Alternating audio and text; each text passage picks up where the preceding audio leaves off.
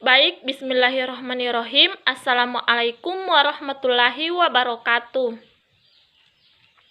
Perkenalkan, nama saya Satrina dengan NIM 200222044, Ruangan Administrasi Publik Reguler 2. Baiklah, saya akan memaparkan materi PowerPoint saya yang berjudul Pengawasan Pembangunan Daerah.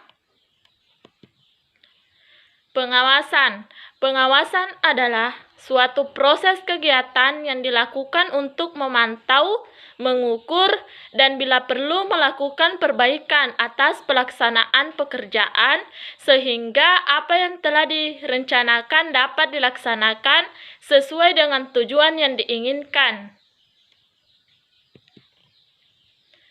Menurut Soekarno, dalam Situmorang dan Juhir menyatakan bahwa pengawasan adalah suatu proses yang menentukan tentang apa yang harus dikerjakan agar apa yang dikerjakan sejalan dengan rencana. Pengawasan pembangunan. Pengawasan pelaksanaan pembangunan pada dasarnya merupakan rangkaian kegiatan untuk mengikuti perkembangan pelaksanaan pembangunan dan menindaklanjuti agar kegiatan pembangunan senantiasa sesuai dengan rencana yang ditetapkan.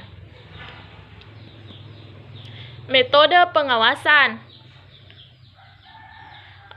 Yang pertama, feed forward control, yaitu kontrol yang dilakukan sebelum kegiatan berlangsung. Yang kedua, concrete control, yaitu kontrol yang dilakukan saat kegiatan berlangsung. Dan yang terakhir, feedback control, yaitu kontrol yang dilakukan setelah kegiatan selesai. Langkah-langkah melakukan pengawasan. Pertama, menetapkan standar. Yang kedua, pengukuran kegiatan. Yang ketiga, membandingkan kegiatan dengan standar. Dan yang keempat, melakukan tindakan koreksi. Selanjutnya, hal-hal yang perlu diperhatikan dalam pengawasan. Yang satu, jalur urut-urutan atau routing. Yang kedua, penetapan waktu atau schedule. Dan yang ketiga, perintah pelaksanaan, dispatching. Dan yang keempat, tindak lanjut atau follow up. Fungsi pengawasan.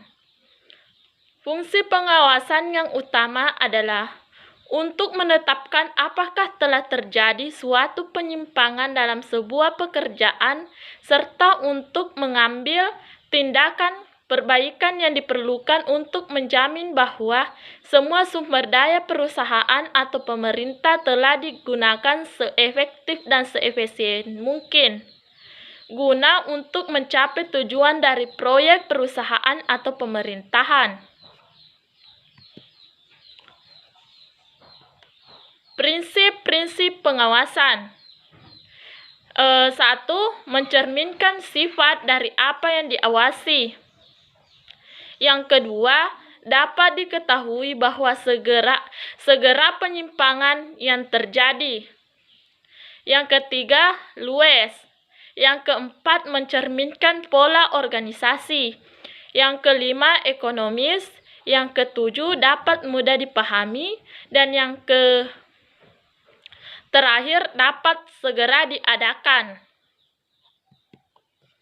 Tujuan pengawasan yaitu untuk menghindari kemungkinan adanya terjadi penyelewengan atau penyimpangan, baik yang bersifat anggaran ataupun proses dan kewenangan. Karakteristik pengawasan yang efektif.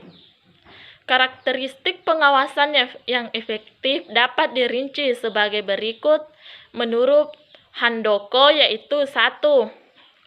Akurat. Informasi tentang pelaksanaan kegiatan harus akurat. Tepat waktu.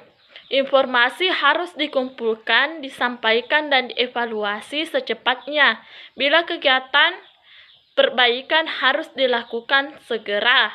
Dan yang terakhir, objektif dan menyeluruh. Baik, mungkin itu saja dari saya. Lebih dan kurangnya mohon dimaafkan. Wassalamualaikum warahmatullahi wabarakatuh.